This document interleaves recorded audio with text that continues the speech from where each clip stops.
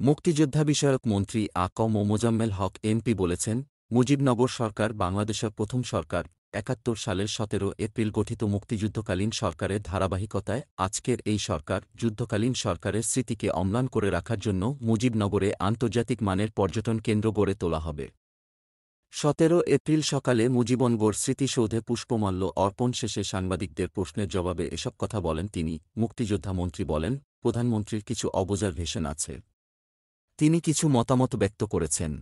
মুজিবনগরকে যাতে আন্তর্জাতিক মানের করা যায় সে ব্যাপারে তিনি বলেছেন। অল্পদিনের মধ্যেই একে তোলা হবে।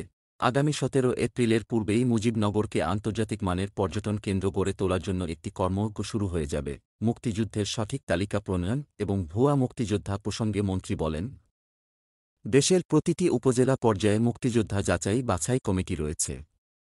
তারা স্থানীয়ভাবে যাচাই বাছাই শেষে মুক্তিযোদ্ধা জাতীয় কাউন্সিলে পাঠান। তারপর মুক্তিযোদ্ধাদের গেজেট প্রকাশ করা হয়।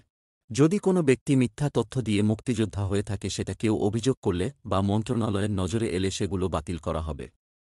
প্রমাণ হওয়ায় ৮,০০০ ভুয়া মুক্তিযোদ্ধাকে বাতিল করা হয়েছে। ভুয়া তথ্য দিয়ে মুক্তিযোদ্ধা হওয়ার কোনো সুযোগ নেই। সূত্র বাংলা নিউজ ১৭ এপ্রিল।